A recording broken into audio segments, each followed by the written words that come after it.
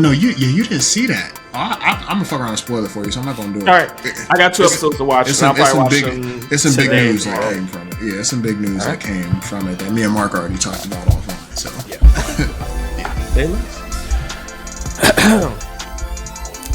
What's good, squad? Frosty Phoenix here. Welcome to another edition of Phuca-Pod. Be sure to check us out all across social media at Phucaname, Phucaname.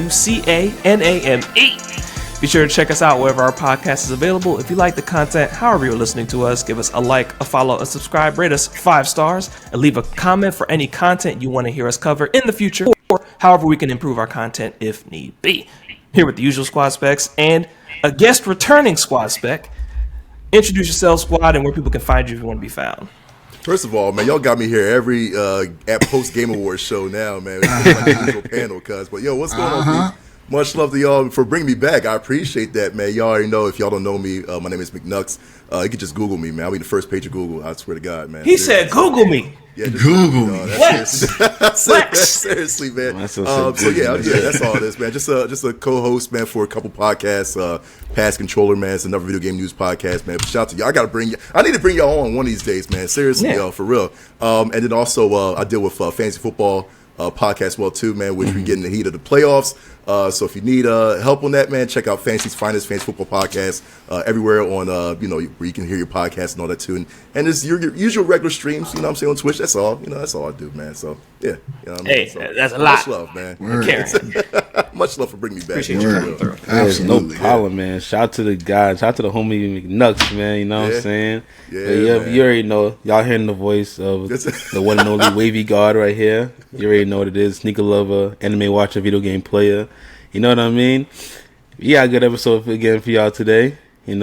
Of course, like Frosty said, rate the podcast 5 stars on Apple and Spotify podcast, and go and like and subscribe to the YouTube channel too, because we put our podcast up there too. You know what I'm saying? And follow us on Blue Sky, like I said, and all our social media. But yeah, we got good episodes for y'all today, like I said before. But I'm gonna say it like I said, and y'all already know from the Game Awards this year and next year. But I'm trying to make $1. I'm trying to get rich, but these hobbies make me poor, especially for next year. But next squad may year up, man. What's up? Hey, man. What's good? This Corner Fox, a.k.a. One Speed Wanda, a.k.a. Leroy Justice.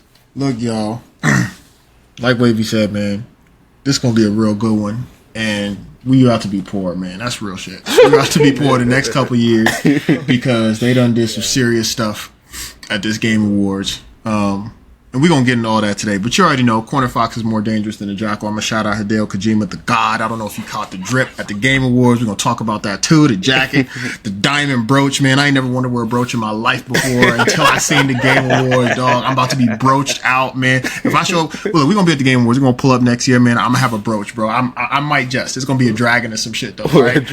But look, man, like Frosty said, rate us 5 stars. Like, comment, subscribe. Find us wherever you like all your podcasts. Catch us on YouTube and everything like that.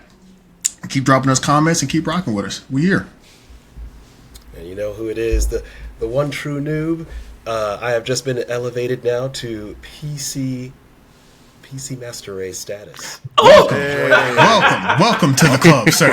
I got baptized. Welcome to the club, sir. Yeah, I was like, Nintendo. Now I can play everything. The club. Oh my gosh! So it's good. You can't go back. You can't go back now. Sanctus here, still getting the socials under work, but do stay tuned for this. As the others have said, likes, comments, and subscribe. Subscribe to the YouTube channel. And we got a doozy of a show today because, of course, with the Game Awards comes a lot of drama and also some discoveries, too. We got some announcements that we're definitely going to be talking about. So hit us up, Frosty.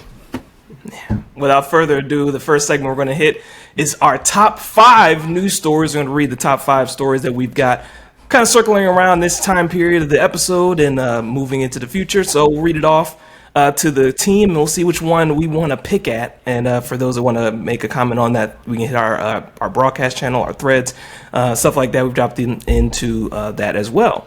So Intergalactic Hate, the Naughty Dog new game that's been announced at the Game Awards. There's a little bit of hate going on for that title. A lot of hate. We got Xbox making a console exclusive game, like not making console exclusive games anymore. Are they sticking to one thing, one and done? Chris Evans coming. That's a good time. I'm gonna read them all off, and we'll get them. Chris Evans coming back. Phil Spencer. You said what? I will never understand Phil Spencer. Go on. And then we'll bring water from the sky, and then sand in the ground, and then where are you going with it? Yeah, right. Anyway, but Chris Evans coming back to the MCU. Are we doing Robert Downey Jr. Chris Evans return situation? What's going on with the new Doctor Doom scenario?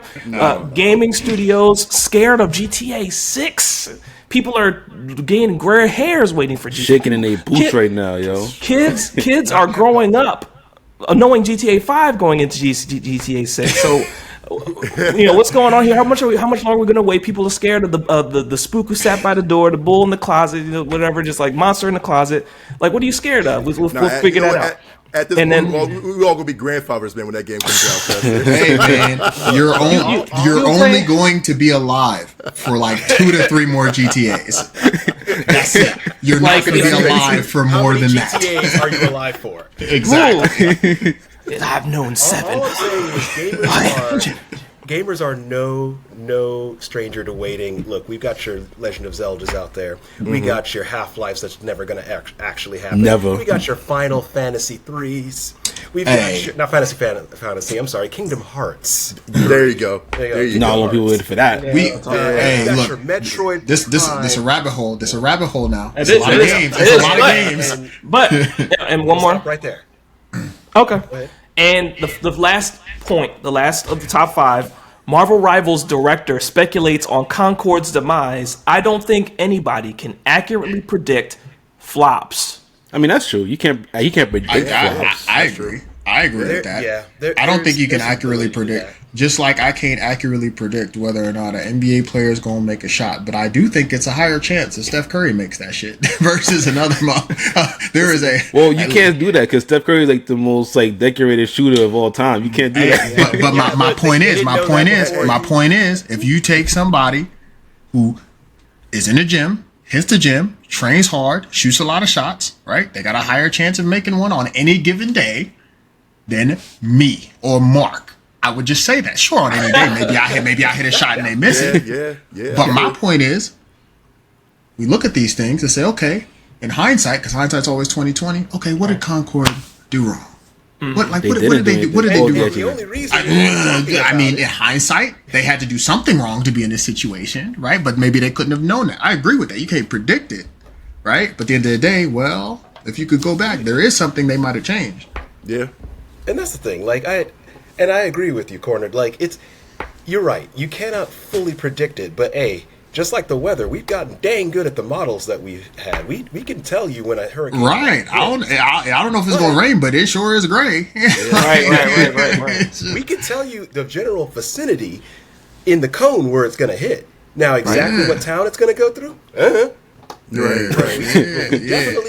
We definitely have the technology and the wherewithal and the status, the statistics to tell you that type of stuff. And the only reason we're talking about it is because it did fail. If it succeeded, we'd be having the same talk about why did it succeed. Star Wars: The Old Republic. Star Wars: The Old Republic was flopping. They made the shit free, revitalized it completely because I was one of the people. I was like, "Oh, this is gonna be the next Knights of the Old Republic." It was not. It was not the next Knights of the Old Republic. And I was just like, and I was one of the people who paid for it initially. What Fox, I'm telling you right now, that's me with No Man's Sky because I was a day one. Oh, there you man. go. That game came from the jet. There you go. Yep. There you go. I was like, dude, I just fell off. I was a disciple. I fell off. I was like, nope, I'm not following y'all, man. There we no go. more, cuz y'all whack and all that. And all of a sudden, the revival, I was like, dude, I don't want to get back because I feel like a corny bull, man. You know what I'm saying? Right. They worked hard, and now it's people love that game now. Cyberpunk did this. The comeback kids. Jaws I mean, of that's defeat, man. CD Projekt Red, man. They don't miss though. You got to trust in them. You got to trust in them. Yeah. Let's not talk about the games that were corny on release throughout their life cycle, and now years later they get the prequels treatment where they're praised. Everybody hear about the fourth Arkham game, the fourth actual Arkham game, Arkham Origins? The VR, John? How people, no, Arkham Origins. How people actually like that game now? Oh, I like that game. Yeah, I like that. I didn't like that game. It was okay. But I mean, hey, I thought it was okay. No, I think I've talked about it on the podcast before, and I've talked about it on our Instagram. I did a reel for the squad or whatever. Their multiplayer was hit for me, but that was back then. You know, like PS3 days, like that was hot. That was your favorite. Now I don't know. You know, now I don't know, but like that was innovative to me. Like you could be Batman and Robin Kent. Like it was like a lot going on in the battlefield. Like that multiplayer was akin to like Assassin's Creed multiplayer. Like you had to be there. I can't speak on it. Early Assassin's Creed multiplayer was hot. That shit was hot. I can't. In the early days. I had a great time. I mean, Origins. I had a great time. I had a great time. I feel you. Listen, that's your flavor. That's tight. That was it just felt so different from like the past Arkham games. I was like, okay, all right. You know what? I see what they're trying to do. Yeah. But it's not my flavor though, man. But it was okay. It was still okay. Like you know what I'm saying? Yeah, it was okay. Yeah, for sure. Yeah. You know, it's not okay. What? I have no idea. That's what hell of a segue. Look, man. That's one hell of a segue. Look, man. Look. Tell me exactly what he's trying to do, Cornered. Oh, well, I wasn't going to do that. I was going to tell you. I don't know what he's trying to do. I was going to tell you, I've been preaching the formula for Xbox's success for a while now. It's in Game Pass. It is purely in Game Pass. Game Pass is the fire model that they need to stick to. Game Pass. Xbox needs to be a Game Pass device. They just Game Pass. Like that is it. Game Pass. Well, they focus on Game Pass. Beautiful. This first party IP exclusive shit. No, that's a losing battle. That is a losing battle. Yeah. The Game Awards was the PlayStation show. Okay. Yeah. Basically. Yakuza, Onimusha, Naughty Dog. These are original PlayStation. Like Onimusha. Like that's OG. That's PlayStation. Yeah. Like we hype about that. Remember Grand Theft Auto? That was PlayStation. That was PlayStation. Tekken, PlayStation. Like all this stuff is all OG PlayStation. You feel me? Like that is a losing battle. Hell, Astro might just won Game of the Year, and that was a celebration of PlayStation. Like you know, and it wasn't. You can say runner up might have been. I guess we could say Wukong or Rebirth, but again, doesn't matter. You know what? I got thoughts on that, but no. You know what's so funny though, man, is that since 2013, Xbox never had an exclusive to be included as a nominee, dude, for Game of the Year. As a nominee? Oh my god! 2013. Oh Xbox my god! It was always PlayStation, Nintendo, but Xbox always had their exclusive, but Xbox never. So what is wrong with Phil Spencer? I guess that's true, but garbage. That's a rumor too. That No, I but that's think the thing. that's a rumor too. So I'm sorry. Go ahead, Wavy. oh no, I was just saying that's a rumor that shout out to Jess Corden. He does a lot of stuff with Windows Central and stuff like that. But he was like basically that like Xbox is looking to not do exclusives anymore. When it like console exclusives anymore and stuff like that because they want to like I guess they want to focus more on multi-platform and everything. Game Pass. Yeah, I mean they've been pushing out a lot anyway in the ecosystem. So I mean, I know we did ask on threads if people saw this coming, and then you know people are like it's a good idea. Some saying it's not a good idea because it's like now PlayStation can like sell games at whatever price they want now because there's no competition and all that kind of shit. So Game Pass. I mean, in general, it's been a decade. It's been more than a decade. They can do that, man. You know what I'm saying? Like, come on, Phil Spencer back in the day, like, he was like, we got this studio, we got that studio, we got this studio, we got. I was like, okay, Phil, cool, all right then. But you didn't have nothing that was a big enough, man, to outshine your competitors, dude. They had like, what are you doing? They had rush and they shut it down. They have had stop breastfeeding us, man. Stop breastfeeding us and give us a real deal, man. You know what I'm saying? That's a fact. They've been I am so happy you said that, McNux, because when Microsoft had that one showcase where they were showing off all the studios that they got. Yep. You know, even the smoke and mirrors. Smoke and mirrors. I'm trying to like name them, but like Criterion or like Game Pass. EA. That is like Activision Blizzard. You talking about their acquisitions? Yeah, when they got Activision Blizzard, Bethesda. Yeah, PlayStation Sony had already done that before, and just like DC behind Marvel in the movies, they were saying, "Oh, now look at everything we have," and I'm like, "That's amazing." where are the games? That's old. I think he was saying. I think he was saying you that for know like what? a couple of years now. I'm gonna tell you where the games are. Where I'm the gonna games. tell you where they are. Okay, Wait. They had like where? No, I don't need to hear that from you anymore, Corner. Go ahead. Yes, you do. I got tape. You said you said the word 20 times this whole. Oh, Game Pass? No, this ain't about game. No, this was actually going to be something, but it's related. It's related to Game Pass. And Mark, you'll appreciate what I'm going to say, Noob. Go ahead. Halo Infinite. Noob. Yeah. Halo Infinite. Right? Remember Halo Infinite? Right? No, Flop. That's where I was going to go. Okay. You have IP. You have IP. But they flopped. They flopped with Infinite. Oh, you mean Halo Studios now? Yeah, they flopped. They Halo flopped. They Studios. flopped with Infinite. Not even Infinite. Yeah, right. Exactly. So I was Infinite as the Game Pass one. Like, oh, you got Game Pass? Okay, you got Infinite. And we was all like, oh, we got Halo. We got Halo Primetime for not free, but on Game Pass. Dope. Flop. Free. Starfield. Right? Starfield was supposed to be Bethesda's big project that was going to be Game Pass. Right? On Game Pass for people, Game Pass subscribers, you get PlayStation users were like, yo, we was like, yo, we want some of that. Just right, to I know. Like, I know. Flop. Starfield was a flop. right. Right? So now we're talking, okay, that's 2. Now they did do a great job with what? Black Ops 6. That was a great. Black Ops 6 on Game Pass day 1. Okay. That is their lane. That is their lane. Bring me Black Ops. Hell, if they put 2K on Game Pass on a recurring basis, that would be hot. They'd have more people on 2K. Don't get me started on how we talked about on this podcast. We talked about on this podcast that 2K's model needs to change to something akin to like a stationary game that you just update forever.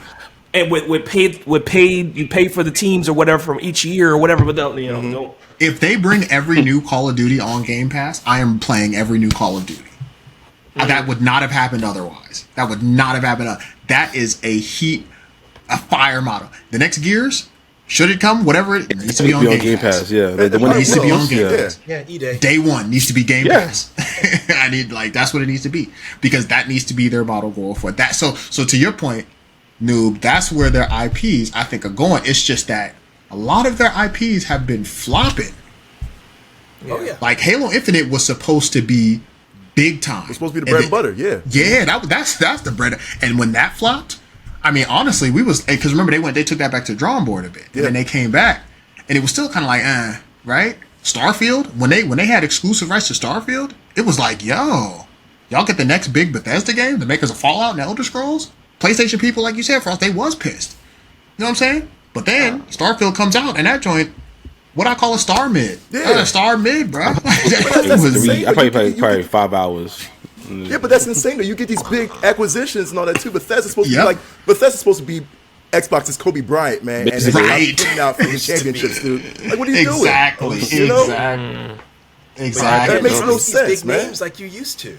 You Nope. can't trust these big names But like you used on to. the PlayStation side, you got Asobi out here putting out Astrobot to win Game of the Year. You had Stray as a nominee for Game of the Year. Yeah. I saw one of the best memes where it said PlayStation, when they realized all they had to do was put the $400 million from Concord into a $40 million game to win Game of the Year. Yep. Yeah. All they needed to absolutely. do was and you could tell. You could tell from the reception of Concord to the reception of, because they were in the same state of play. I know. I watched it. I remember that. As a Monster Hunter, but I watched it. Yeah. I watched the whole, what was it, like 15 minutes of Concord or something like that, 10 or 15 minutes. And then I was like, okay. But then I watched the very end with Astrobot, and I was like, I mean, I don't have a PlayStation, but that looks great. That looks like a game. Astro, look. Platformers, man. Platformers will do it for you. Platformers will always be fun, no matter what. And talking about the Game Awards, right? Who did the director of Astrobot say was their inspiration for making a game like that? Who did they shout out without actually shouting him out? Oh, they shouted. Look, you know who they shouted out. They shouted out Nintendo, but they couldn't say Nintendo. They couldn't say Nintendo. They said, but I got a gray box and I got Super Mario Brothers. Yeah, that absolutely. Was like the first game, I was like, there you go. Which is so true. And it was this big thing that was like the Man, it really was a celebration, dog. Yeah. Like it was such. Y'all got to gear up to get the next Super Mario right now. Y'all got the but that's the thing though. It's like, okay, they did that, right? You know, they inspired so much, and look at what they did. They celebrated 30 years of PlayStation. Yeah, you feel me? Like, and that's beautiful, dude. That's beautiful. I turned on my PS5. I started crying, dude. I saw my little kid self, man. My little kid self was right next to me, cousin, like ghost form. Cause I was like, you see what we did? You see where we came from? Cause like, that's real, man. All the different bots, and you're like, oh, that's Knack. Yep. That's Aloy. Yep. It's Ratchet. Oh my god, look at that, dude. Hey, man. That's look, Spyro, man. like all the and they've done it, man. Yeah, they did a great job. If you had kids, man, that's the birds and the bees talk. You have your kids right there. PlayStation 30th anniversary, cuz seriously, that's the birds and the bees. Like, Dad, who's this? You start crying. Have a seat, son. Have a seat. I will tell you a tale of Get that Mufasa talk like, yeah, son, out here in these lands out here. What's that land over there? That is Microsoft, son. That's Microsoft. You don't go there. You must never go there. That's crazy. I would have said that. Like this bot with the scarf on. It's like, exactly. Let me tell you, you was playing Xbox. You deliberately disobeyed. I just wanted to be brave like you. I'll tell you right now, somebody got to make a meme video out of that. What's worse? You were now in danger. Oh my god. What's worse? You got Nala playing Xbox. What? Like being a king ain't being brave. What is this? Being a king ain't playing Xbox. Game Pass subscription. What we don't. Yo, for real. Oh, and Scar just over there like, oh yeah, get Game Pass. Scar's like, yeah, get Game Pass. Yeah, it's tight. Yeah, go fuck with it.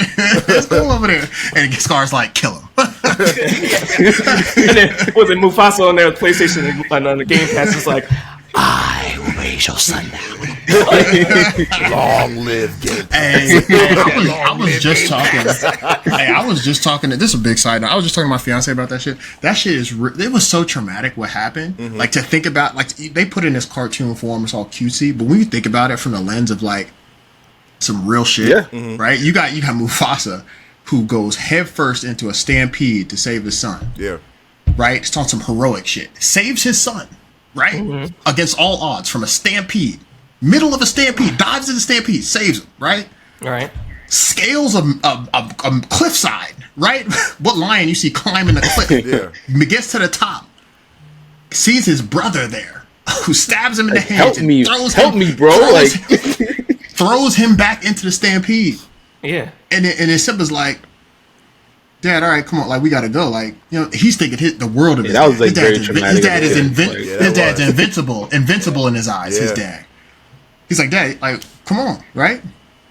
And then he realizes his dad is dead, and the next close person to him, Scar, is like, run away. You did this. At the moment of his weakness, puts it all on him, and then tells the homies to kill him. Like it's just Fox, terrible. Fox, I realized that was the first instance of gaslighting I ever learned in That's what I'm saying. When you put that lens on it, you like, wow. And he does it again. Wow. And he does it again when he comes back. When he comes back later, yeah, he does it again. He's like, oh, it's happening again, Simba. Mark, I never knew what gaslighting was until that movie.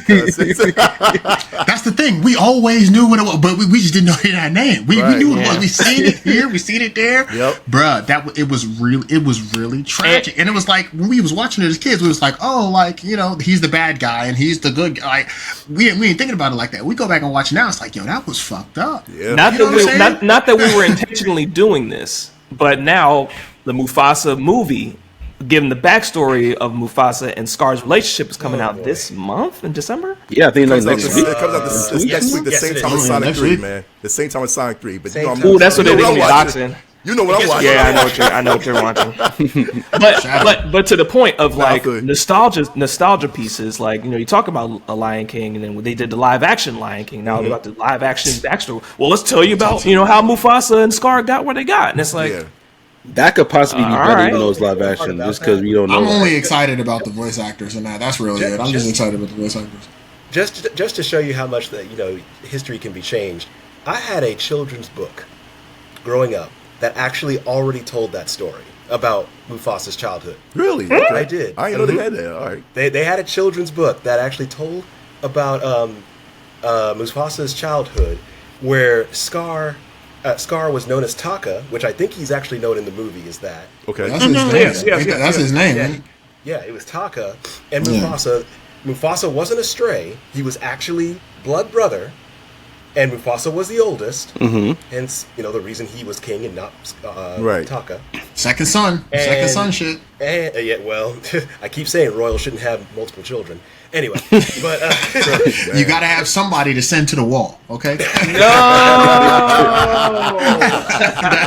Look, man, that's what it is. But yeah, hey, shout out, hey, guy, like anybody watching this, if you remember this book, like send like the title or something, because I'm not imagining this. There was a book where the king before Mufasa, his name was King Ihati, and like Taka's actual friends was Shenzi, Banzai, and Ed. Like he actually knew them in childhood, and so I was like, why are they making this movie? They already have a book for it. Because they don't have a movie for it. Exactly. Because they don't have a movie for it. They don't have a movie for it. This should be in reading class in schools, man. Come on, cuz. It's probably on the banned book list. Anyway, damn, why you have to do that? Like, I'm just joking. Jesus. Proper history and learning, but it's whatever. But one other thing I did. That's fiction. What you mean? Look, you can learn from fiction. That's all I'm gonna say. That's true. You can learn from fiction. One other thing I did want to get to from the top 5 was we actually did talk about. Don't escape me. Did I forget it? No, I didn't. Okay. Intergalactic. No, I think I did forget it. Good lord. We'll get Just to go over it again, we got Intergalactic, Xbox, Chris Evans, Gaming Studio, Scared of GTA 6, and Marvel Rivals director speaking. Marvel Rivals. That's what I wanted to talk about. Okay. Yeah. And the fact that it succeeded over, and how, because I know this is something that I actually posed before as, is this going to stifle creativity now, where a original IP is now getting trashed, Intergalactic, Heretic Prophet, and Concord, over established properties, reskinned as a trusted moneymaker. Marvel Rivals definitely going the hero shooter route, such as Overwatch, Valorant. Is that going to stifle developers? Nope. To be like, maybe we shouldn't try to make something new because that's risky. It should, I don't think so. but I don't think so. But it's scaring developers, man. Hence, look at the example of Power World, man. It's scaring Nintendo. Nintendo can't do nothing about that. You know what I'm saying? Hey, it's Power World has balls. Yeah, and it's still thriving, though. You think Power World It is. has balls? You think Power World has balls? Power World Light of has Motirum balls. has balls. Oh yeah. Light of Motirum has balls. Yeah. The only reason I said Power World has balls was for the Game Awards and just continuing to like blaze forward with updates and new shit. Like I thought that was right. I thought that was That was crazy. I thought That it was was like, And Nintendo oh, you tried to thought stop Nintendo it. could stop us? Nintendo tried to stop it. It was like, no, we giving it a suit and that they can't do nothing about that. And I was like, you know what? Good job, man. That's one battle Nintendo can't win. Thank God. And that's interesting. Yeah. We always talked about every time, I think, and Noob and Wavy stick to this often when we talk about Nintendo and their lawsuits, is they've normally won. I don't know what the process is for this lawsuit currently, but and I guess you guys can speak on it briefly. For the most part, the Power World's still standing strong. I don't know where we are with this. Oh, with this Power World's lawsuit. thriving at this point. The litigation is still ongoing. Nintendo end game, I don't think, is to shut Power World down. And again, this is a bit of hearsay. I don't think their strategy is necessarily to shut them all the way down. It's just to get gratuitous money from them. They got too big, too fast. They woke the sleeping dog. Really, the thing that tipped off, I'm forgetting the studio's name, but Power World Studio, is that they made a partnership with Sony. That's really what got Nintendo's radar going, huh? Because look, you got things like Temtem out there, and Monster Rancher, and cassette piece and all that kind of stuff. Yeah, and Nintendo doesn't bother them, Digimon. Right. But like when you make a partnership with Sony and you're actually saying, oh no, this is going to be an actual entertainment thing, Yeah. That's when you're stepping on Pokemon's cards, merchandising, games. Yep. Pocket pair, by the way, just for the Pocket record for the podcast. Pocket pair. And you know what's so funny too, Mark, is that Power's not doing anything wrong. Like I said, it's just a different IP. What they're doing is, I love it, man. They're kind of like the troll. You know what I'm saying? They're Yes, like, they're trolling. It's like you know how you trying to you don't want to cross the border. You know what I'm saying? They're tiptoeing that border like nope, I'm not there yet. I'm not there. You know what I'm saying? Like, they're doing that. So there's nothing but they're trolling Nintendo in a sense, man. It's again, it is beautiful. It is so beautiful, man. Yeah. I support Mommy's that, touching me. I'm not touching. I'm not touching. I'm right here. I'm right here. And then mom was like, man, stop. Just stop. Stop what you're doing. You know what you're doing. The good thing about it is that Pokemon does need a legitimate rival. They do. They need somebody to dethrone them because they have gotten so big that they are. And I will call myself out. I will call myself out on this. Pokemon will be like, here is some slop, and they will sell 27 million copies in 3 days. Yeah. 99 million copies on the Switch alone for all of their games. Pokemon is... They'll do it. Pokemon's alright. But now think about this. Let's say if y'all was the Pokemon company right now, y'all see Power World thriving. What do y'all do next, man? If we was part of the CEO, you don't change nothing. No, but you know what the funny thing is? I'll be like, let me address this to the board, right? To all y'all, we all are CEOs of Pokemon, right? Let me address to the board. And we talk about like Mark saying like reskins, rehab. I'm like, you know what? Let's do Pikachu with a Uzi, something like that, man. Can we do Call of Duty? I don't know. What do y'all think? You know what I'm saying? Like, you gotta make a competition. I would be the one in the meme that says "Don't change nothing" and get thrown out the window. I would stand up and I would be like, I would pull out the binder and be like, "Here's my case for Pokemon Coliseum 3." Yeah. Okay, yeah, you'd get thrown out the window. but not because of a bad idea. The meme, like it's a decent idea that they get thrown out for. That's not a bad idea. Yeah, I think that's a decent idea. Right, because again, we're coming together, man. We got to figure out how a way to stop Power World. But you know, it's besides like trying to sue them. It's like what can be the upgrade for us as a CEO of Pokemon team? You know what I'm saying? I think in my opinion, and I just wanted to say, I want you to take over again, Noob. I just wanted to say, I think that where companies mess up in these disputes is when they give too much attention to each other. Like you know your product and you know what your product does. Like you do that. Noob, you said it perfectly. Pokemon Company could put out anything right now and they will be just fine. The legal battle, the Nintendo, that's a different story. Pokemon Company, y'all keep doing what you're doing until people aren't buying our stuff anymore. Then we'll focus. Yeah, then we'll focus. But other than that, how many commercials do you see Apple bashing Samsung? They don't. They like, here's what we do. They could talk about us. They could come at us, right? Power World, if anything, is giving Pokemon attention. Honestly, right? Like it gives Pokemon it. Now, Power World can exist, and Nintendo, Pokemon, they need to understand. Yes, they exist. We'll try to get some money from them, but they exist.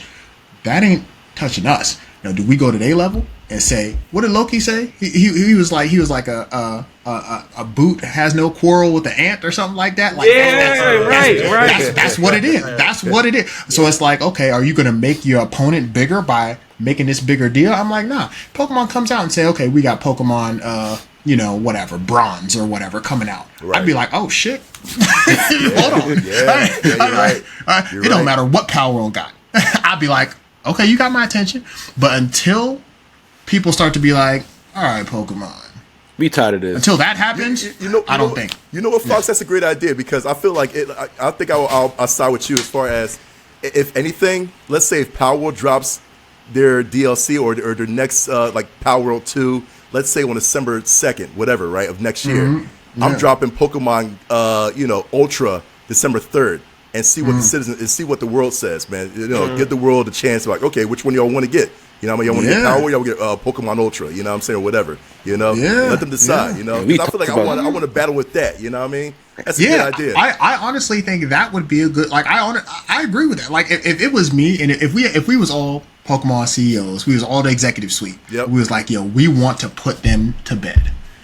We say, okay, let's cook up what we've been dreaming of cooking up, and we're gonna launch that shit as soon as they put out whatever. We're gonna put them out. I'm with that. You could do it. We could do it outside of the court. We could do it outside of the courtroom. We'll do this shit in the street. You know what I'm saying? Fuck out of here. Yeah. Like that is one method. I don't know that Pokemon has that thing. I don't know. I don't know that they have what we've been asking them for. Yeah, I don't think they have. I think they got another Pokemon game. So for me, if you gonna go up against Power World like head to head, you got to come with some heat. But if I was running the business and I was like, okay, we trying to come out of this thing on top and we don't want to engage in this battle with them, I'd be like, let's just keep doing what we're doing. Mm-hmm. Keep doing what we're doing. If we collectively were like, we want to put them to bed, then we would have to make the game people been asking for. Right. And make it a direct competitor. Like, okay, here's what y'all been asking for with Pokemon, with our IP that y'all love for 20, 30 years. Mm-hmm. And then people would be like, oh, this is... Because, again, Power World is hot. But if we got what we've been waiting for, which is this open world, massively multiplayer, connective, networked Pokemon world where we was all gym leaders and fighting people and collaborating together in this beautiful... If we got all that... my God. If we got that, Power World don't exist. Yeah. Power World has nothing that can stop that. Yeah. I mean, true. So Pokemon MMO, like when is that going to happen? When is that going to happen, dude? It's not because I'm actually it's not, and this is the last thing I'm gonna say, because I don't think that they put pressure on Pokemon. I don't think Power put pressure on them. I think legally on Nintendo they put pressure, but I don't think they put anything on the Pokemon. I think they can keep doing what they're doing. Nintendo is going to want to do what Nintendo does. Yeah, but the idea is flushed. But dude, I want to be in the game, log into a game where I got, listen, I'm walking down the freaking, whatever town, and I see you in the corner, and I see you in the corner, and that freaking ling, and I'm like, yo, let's fight, cuz. You know what I'm saying? Like, I want that. Yes, real I life. want it too. I want it too. Badly, man. I want it too. We're not going to get it. Oh, you mean Pokemon? You mean Pokemon Go? You mean Pokemon Go?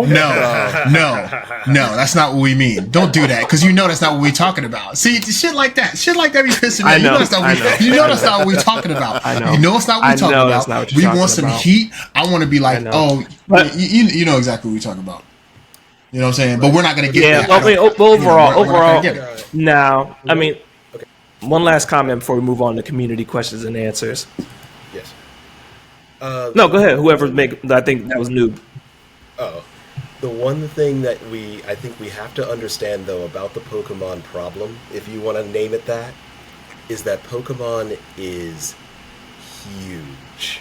There is a lot more gears and connections and timing and just facets, organizations. Pokemon is cultural. It is the, if I'm correct, #1 franchise in the world. Yep.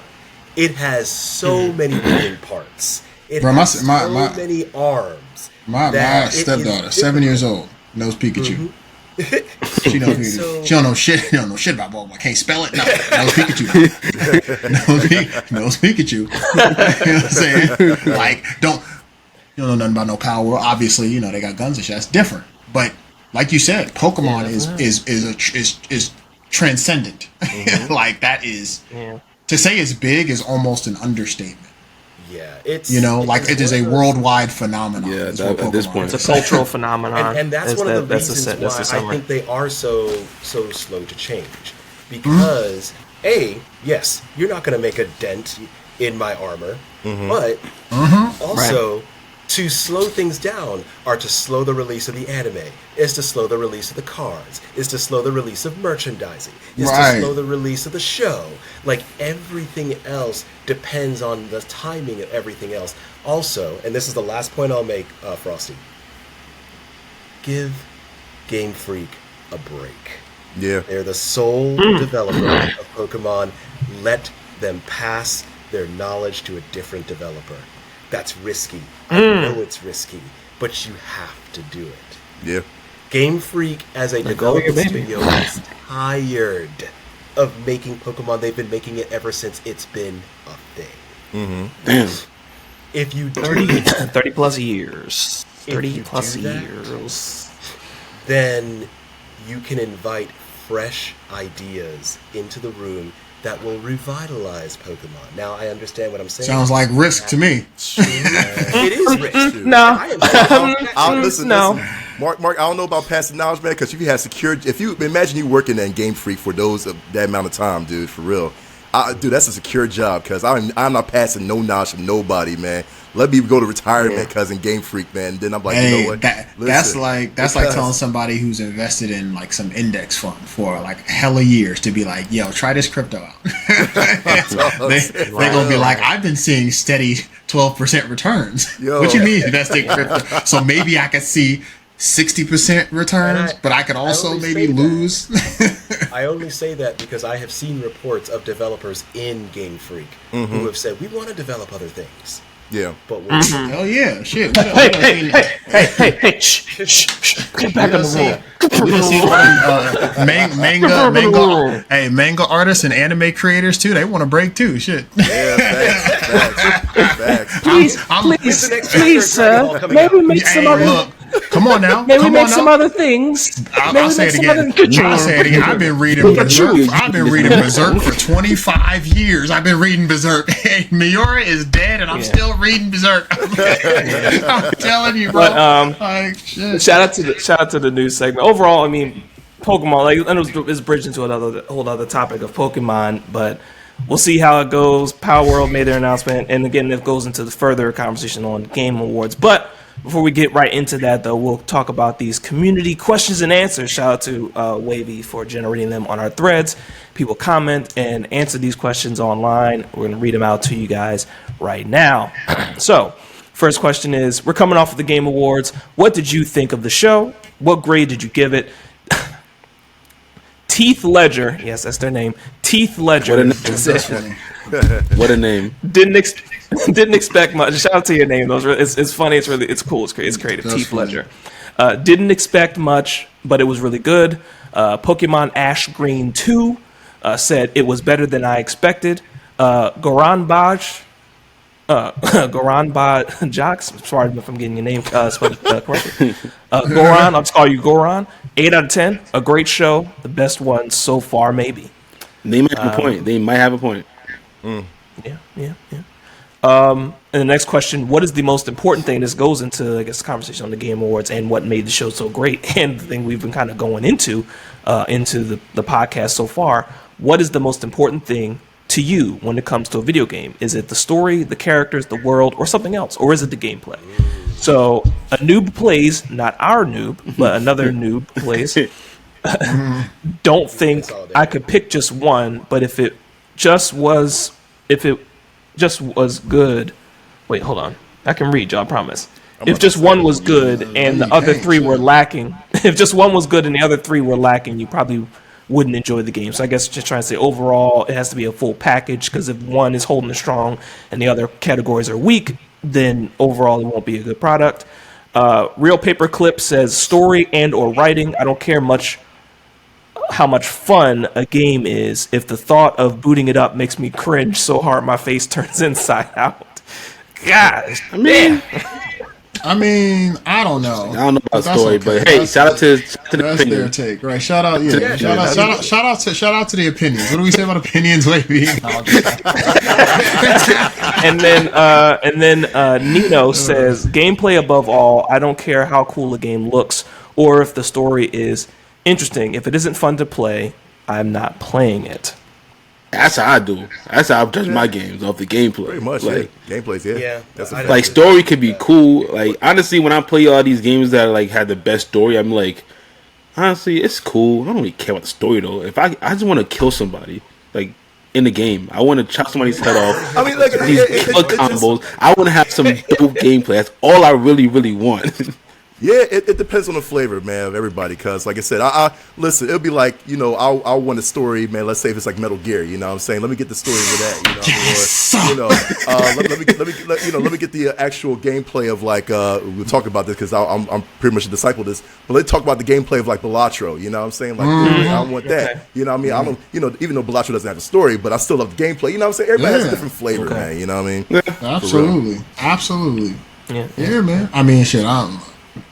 I'd be like Why can't I have it all? You know what I'm saying? All right, Yeah. give me all the shit. Give me all of it. Exactly. You know what I'm saying? Exactly. I want. Well, I gotta pick one. You know what I'm Yeah. saying? Give me good graphics, give me good story, and give me good gameplay. Yep. Like, what the fuck? Am I asking for too much? That's how I am now. As a gamer now, I'm like, am I asking for too much now?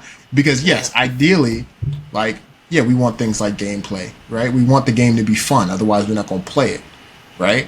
Like, it needs to be something that we enjoy. But that said, the gameplay doesn't have to be this complex, crazy thing, doesn't. right? The gameplay can be simple. Look at that And spot. it can have great cinematics, right? There's a whole genre of games that's like basically interactive films, because it can be simple, but if you're compelled and you're engaged in it, that works too, Yep. right? But even those could have a shitty story, so the story is important too. So it's like it is hard to pick one because you do need the other ones in today's day and age. But if you go back to the '90s, go back to the '80s, I mean, you ain't need a story in Pac-Man. Exactly. But those graphics at the time, right, was solid. You needed some good visuals. Mm-hmm. You had the gameplay, but did you really care about the backstory? Did it have this narrative? Right, the perspectives was different then. Right. So nowadays, games are so much more that now it's like, well, I expect my new AAA game to have some semblance of a story. Mm-hmm. Because if it doesn't, challenge that slightly. I'll challenge it slightly. oh yeah, I'm ready. I am ready. Fight! I think it's not even a fight, but like I go with the cake analogy, right? Like would you ever just have a cake and it's just frosting? Right. No. Yeah, you need the cake. You And need yeah, like, you need the you actual need the base. sponge. You need the sponge. Yeah. Yeah, you need the actual like base. And so to me, I think if you had to kind of to your point, yes, if you're going to attempt to do each of those things, gameplay, atmosphere, music, story, narrative, they should all be done well. However, if you're going to choose one out of every single one, the base is gameplay. And I'm going to go back to Shiggy Tiggy on this, or Shiggy Miggy on this. I'm gonna okay. Now I gotta challenge you back after this. All right, yeah. So gameplay, if the game is not fun, if it does, I mean, just as one of our commenters said, if you're not going to turn it on to actually have fun playing it, or even want to grind at it. Like, you turn on Black Ops 6 because you're trying to get that prestige or whatnot. You're trying to get that skin. Yes, you're going to have good games, you're going to have bad games, you're going to have awful games, you're going to have great games. But what keeps you coming back? Is it just getting the skin, or is it the fact that the game is actually pretty fire? And so, to me, I think of all of those, the gameplay has to be the base. It has to be the pillar, the foundation. It's definitely the base. Everything else, For sure. From everything else makes it more pretty. That's your frosting. That's your design on the cake. That's the ice cream in it. So, I think that WoW gameplay is a very firm and solid base, right? I think that in today's day and age of gaming, that's not the biggest layer of the cake. I don't think. I don't think anyone. Now, there's different types of cakes, right? There's ice cream cakes. There's pound cakes. The best kind of cake is ice cream cake. Fruit cakes. There's fruit cakes, right? There's all these cakes, right? That sponge layer may be small, and there may be ice cream, maybe fruit, maybe those other layers might be big. They might carry the cake, right? Now, there does need to be some semblance of gameplay there. Like, you need to interact with it somehow, right? But games have changed to the point where there are genres of video games that are very simple on gameplay. Gameplay is very simplistic, very basic in some games, and it's carried very much by story, cinematography, graphics, and so on and so forth. Right? There's all these types of games, like again the Telltale games, the whole story narrative driven games. Wonderful, right? Controls, not crazy, right? There's, the Batman one where you told the story with his actions or right, something. absolutely. Yeah, There's what was the one on PlayStation with what's her name? Tale of two whatever. Tale I think There's that's also what you're talking about. yeah. Is Heavy Rain? Is Heavy Rain it too? Heavy Rain, right? So I agree with you. I do. I think Call of Duty is a very complex example. Like those fast twitch motions, high motor skills, like that's kind of what you need for those games, right? And then there are games where the gameplay is a lot more simple. I do agree that you do need to enjoy a game that you're playing. And naturally, that's your interface into the game, so that's like by default going to be there. So I agree with that being the sponge layer, but I don't think that it's always the biggest layer, because you can come to play a game that's just simple or whatever, but the gameplay is not always going to be what keeps you there. Like, without the way that it looks and feels and the story is, you might leave the game. But the combination of those things is kind of what really makes it. And that's kind of to your cake example. It's really, you can have gameplay that is simple and very, very simple, right? Yeah. But in that case, what carries it? Now these other things carry it. I right? see. It's very simple. You know what I'm saying? Right?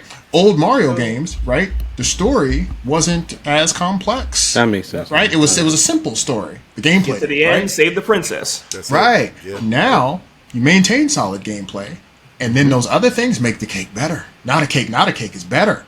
You flesh out some more. Cake's better now. Better. So I think that because it is your interface with it, yes, the gameplay I think will naturally be a default thing that's necessary foundationally. But I think where we used to say that the gameplay was a bigger piece of that cake, bigger piece of that pie, it's not as big anymore. Now it's harmonious. I'm a jump in here. And this is something that I'm going back to. I know, and touching on this with the not the new Elden Ring title, but Elden Ring games like it. Just in general, I think with the immersion. I'm just using as an example. I'll come back with one example too when you're done, because I have one I would say. Like say with the storyline for Elden Ring, right? You're this character that's involved in this war. You're not the main person. Like you're the hero that's trying to win it all, but like you didn't start the whole thing, but you darn sure going to finish it, right? Mm-hmm. But as you're going through it, the different weapons that you earn, like say, if a certain game didn't have that storyline, and you just walk around and you go, oh, a sword, and I picked it up. It's like, cool, I found this. Versus like my favorite sword is the Royal Greatsword. How did I get it? I befriended this half man, half wolf who was protecting this queen over on the left-hand side of the map, whom I think my allegiance is pretty tied to. This person sounds very sound compared to her brothers and sisters on this world. Now, the person this half man, half wolf that I befriended, well, now he's got a curse on him and he's about to turn on everybody because that's his programming to kill the witch that I definitely think I'm siding with. So as I'm about to approach the witch that, after I've quested a bit and he's quested a bit, he's disappeared for one point. And then even at one point, at Court, I don't know if you know, he got locked in an ever jail. And you didn't have to go free him. But if you did go find him and free him, one of the allies locked him in there because he said, I don't know why. I know you're pre-programming. And I'm going to put you in a jail so that you can't hunt down this witch. But either we let him out or he lets himself out. Further in the game, you find him, his program is kicked in, he can't control himself. He's like, I'm sorry, I gotta attack you. Or basically, he's just gone mentally. So you kill him, you take his clothes, you take his sword, and you keep on your mission. This sword now tells a story of that friend I made in this adventure that we were getting a little cool, turned on the whole thing, and now I've got a sword to remember him by to carry this mission through. That, to me, is like immersion greatness to me, like not just because. Yeah, and to your point, ultimately all I was getting at was that now with the advances we made in tech, especially in gaming, we ask more of games now. Like there still are games that work, right? Dave the Diver, Astro Bot, right? There's games that work in those other mediums, but if The Last of Us was a side scroller, that's a completely different game. Sure. Like, it's a completely different experience. It doesn't get an HBO show. That shit is completely different. You know what I'm saying? Right. That joint needed to be a cinematic masterpiece to transcend what it did, right? And I think that when it comes to gaming nowadays, Astrobot, for example, right? Astrobot looks beautiful. It's a gorgeous, beautiful looking game. That game could work with less visuals, right? But that's a beautiful game, right? That added to the celebration, right? That's now what the standard is now. Like the standard in gaming now is here. The game should look good, crisp, whatever it is. Even if you have pixelated graphics, even if you have shell-shaded graphics, even if you have 2D, it's just got to look nice and crisp, enticing, right? Gameplay, of course, has to be there. Intentionally. Yeah. Gameplay, of course, has to be, no doubt about it. But I think back in the day, gameplay was a bigger piece of the pie than it is now. Now it's just... I'll amend my statement. It's not that gameplay is the biggest piece of the pie. It's the base. I think it's the biggest piece of the pie and the bass. Yeah. I'd say it's the bass because I'd say it's the bass. I don't think it's the biggest piece. Yeah, it's because you got definitely, the ice cream, to use your and my cake analogy, the ice cream, the icing, the sprinkles, the anything else that's sitting on the cake has to sit on something. There has to be something there for it to sit on.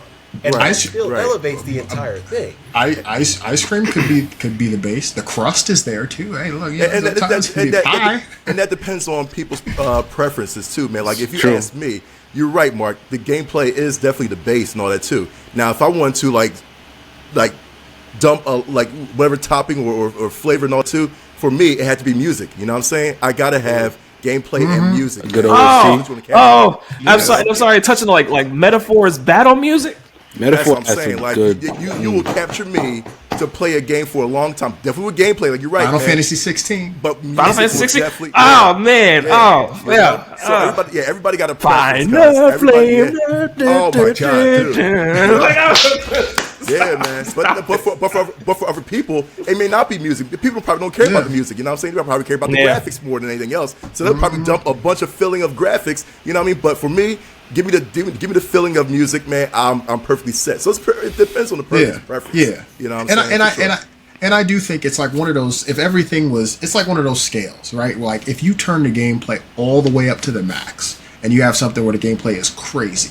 Like maybe you don't need as much of these other things for the game to still be good. But if you turn the gameplay all the way down, you need a hell of a lot of everything else to make that joint. You know what I'm saying? So your why. Right. Like Because ultimately, again, like you're picking this up to interface with it. Like that's your way of interfacing with it. So Fox, it needs to. Fox, perfect example. Like a game that's the gameplay's turned way down, but everything else is up. To me, I would say Life is Strange series, man. You know, There you go. Exactly. The Life is Strange series. That no really intense gameplay. You're just walking and interacting and stuff like that. But the music, the storyline, it's a beautiful game. It's a beautiful game. It's an experience. It's an experience. With little to no gameplay, cuz you know what I'm saying? That's right. Ain't there a lot of Telltale games too like that? Yeah, that's what I mentioned earlier. The Telltale games, absolutely. So anyways, we all. But shout out to those community questions. Shout out to you guys, and you guys got us started in our overall love of gaming. And you guys, for your love of gaming as well, be sure to hit those discussion points and questions to get your answer heard on the episodes of the podcast. The one thing I wanted to list off before we get to the piece de resistance, the Game Awards results. I think I'm gonna read this list off because I wrote these down this is like me, but I think it's a broader audience of everyone. Games that were introduced at the awards show that were world premieres or finished products of things you had heard of that caught everybody's attention. And I'm just read them off, and I know everybody's gonna react. People are gonna go, stop! I need to talk about that. Just hang out with me, guys. Hang out with me, listeners. Y'all gonna be hyped. Let's listen. Witcher 4. Okay, hold on. No, exactly. And I knew that exactly for you. Shadow Labyrinth. That side scroller looks really interesting. Split Fiction, the creators of It Takes Two. Got another game coming out similar. He was talking to shit up there on the stage. Yeah, he was. I love Joseph Ferris. He was dropping them bombs. He came with the energy, bro. Like that was the end. Could you imagine if Kojima had that energy? No, stop it. Anyway, if Kojima was like, "Look, it's gonna be the best fucking thing you ever played," I'd be like, corner to be like, get me out this chair. Right.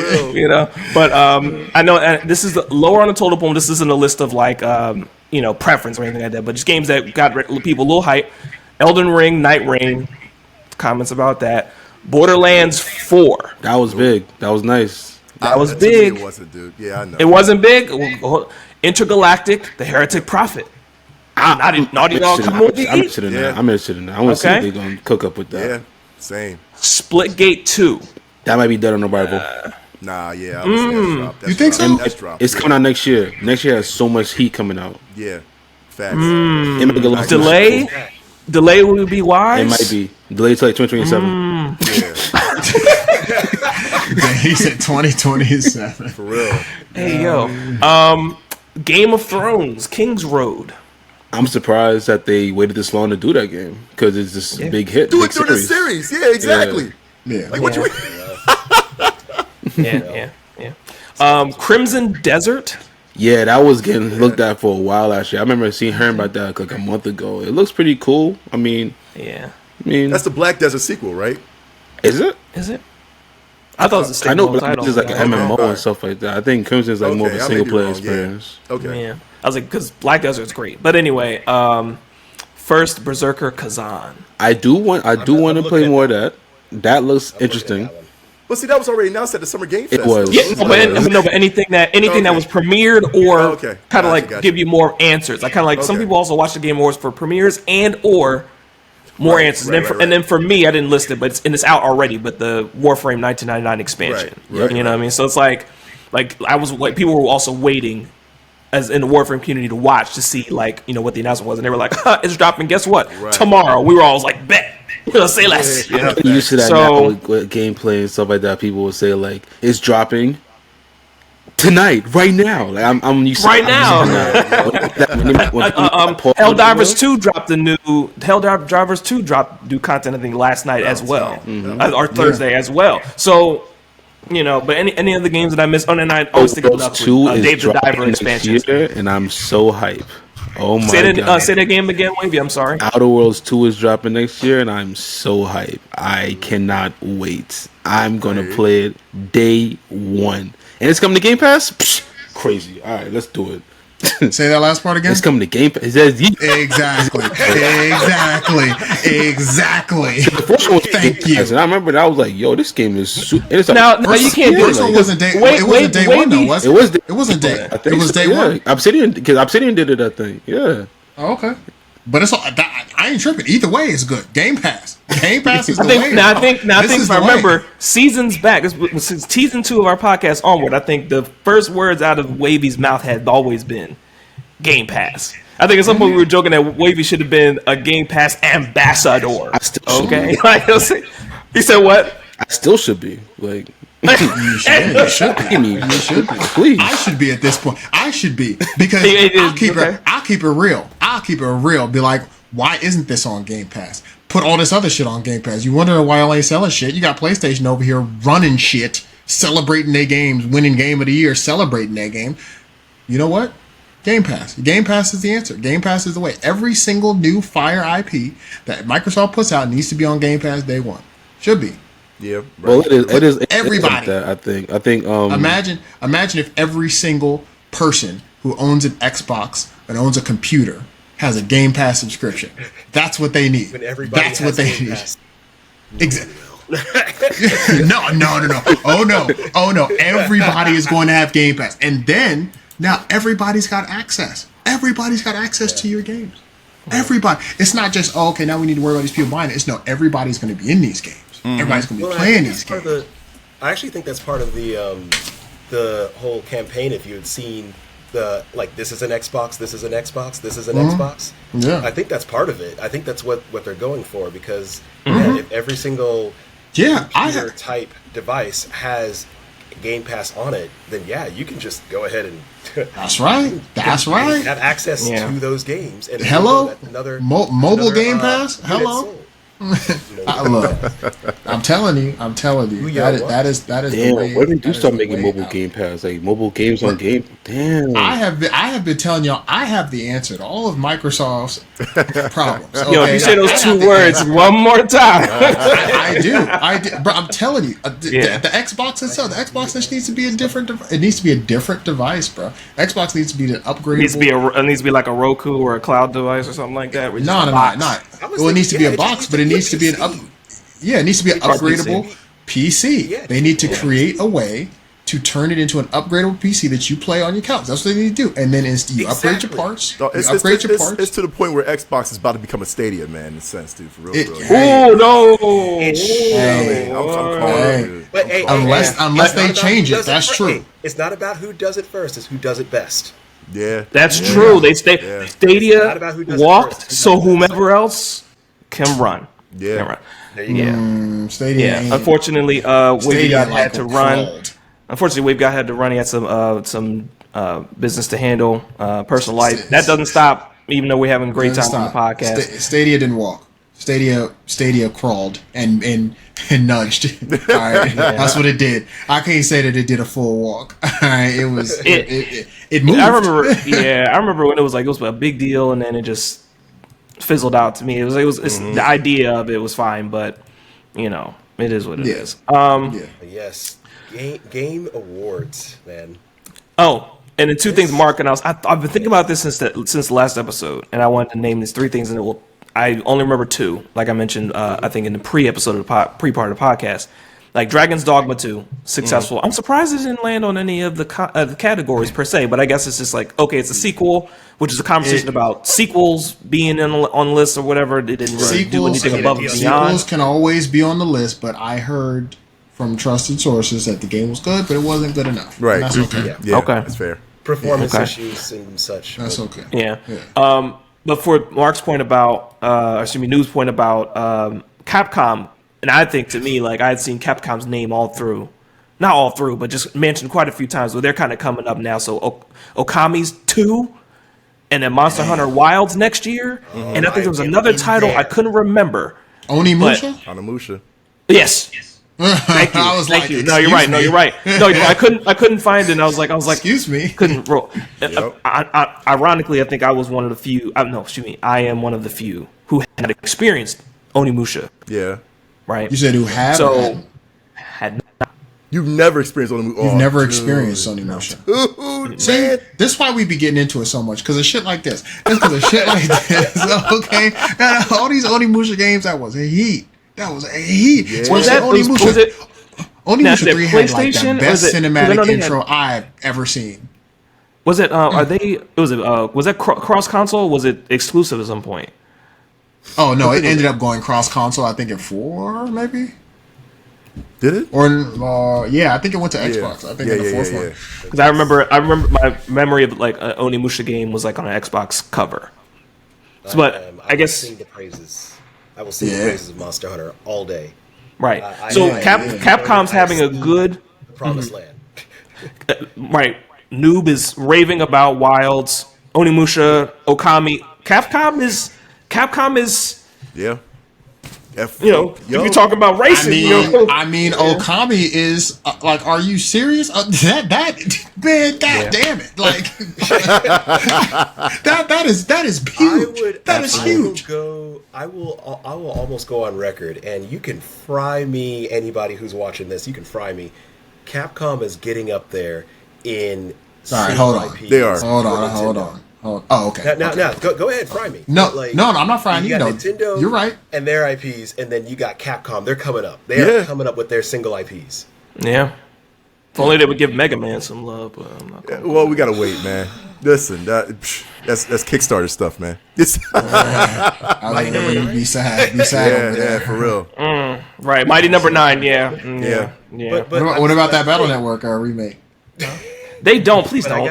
I gotta say, that's the only thing. That's the only thing that they need to do that they would become just like Mega Man Nintendo Legends? when it comes to IP. Three. We're out, man. Listen, Fox, I signed it. Yeah. I kid you not. They had a petition. I signed like 2 petitions, man, to bring that game, dude, for real. You know what I'm saying? Yeah. I love Legends, dude. I apologize. Off the moon.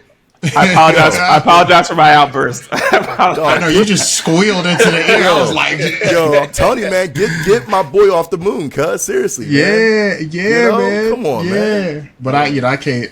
I stopped waiting, man. I can't. I'm a Knights of the Old Republic fan. Mm-hmm. I've been waiting. I've been waiting for the third installment for a while. The remake gave me hope, and then that got canned.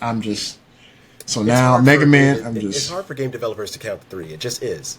It's not just It is. It fucking is. What? I don't understand. Ooh. Like, would you just get to the third one, please? Please, you know what I'm saying? Hey, if the revenue's good enough, we'll get to the third one, and then the Right. fourth one, and then the remake, and then the and then the. Oh my Hey, god! but remember we talked about before. That's what happens. See, when you don't give the people the sequels they want, then they want the remake of the other shit. Like, okay, Yeah. fuck it, you're not giving me a sequel. Okay, then just remake the other one so I can have my nostalgia. You know what I'm saying? Let's just remake. See, at this point, like I said, I wanted Knights of the Republic 3 so bad. Yeah. So bad. Like, there's things that I would do for it. And when Baldur's Gate 3 came out, I was like, yo, Larian, can y'all make Knights of the Republic 3, please? They're not going to do it, right? But none of that's happening. So when the remake news happened years ago, I was like, oh, I'll take the remake. I will take the remake. Give me a remake. Because that's what you end up settling for sometimes. It's like, damn, okay, give us a Mega Man Legends remake then. Fuck it, give us a Legends remake. Nah, you know man, what I'm saying? because that's gonna be unanswered stuff, man. Like, dude, I know. I don't know what to do. Come on, man. We got the Final Fantasy. We got the Final Fantasy 7. We got the No, Final you Fantasy know 7 what? remake. You know what I'm what? Give saying? me- And maybe they give- can put some. give I want a me- sequel. Give me a new Mega Man. What? Please. It depends. It depends on what Surprise they me. said. They said I want a third Banjo, and then we got carts. It can happen. It can happen. That was when Karts was hot. But the game wasn't though. That's even worse. Karts was but every lead platform character has a Karts game. Like that, so they needed one. I swear to Sonic God, got it. Diddy Mario Kong Crash. Racing. Yeah, Diddy. I swear to God, if they bring out like a Mega Man kart game, I'm screaming, dog. I'm like, nah, man, I don't. Oh want God, that, that man. would be No, come terrible. on, dude. That would be Seriously. terrible. That'd be terrible, honestly. But honestly, I'm surprised. I really am surprised. Like, all jokes aside, I am surprised that Legends hasn't gotten, or a Legends-esque No, mind new you, game. no, when hasn't you're talking fandom, people put out stuff where like the idea is written, but it's on like the shelf, like up there, dusty in the book. You know what I mean? Like, it's kind of like one of those things where someone say, "Oh, it was written, it just didn't make it into production." Like, it's right over. You see, it's right over there. Like, then bring it down. No, Yeah. like, Well, I mean, that's just me with Nintendo with 5 of their IPs. I'm just like, where's Twilight Princess 2? Twilight Princess 2.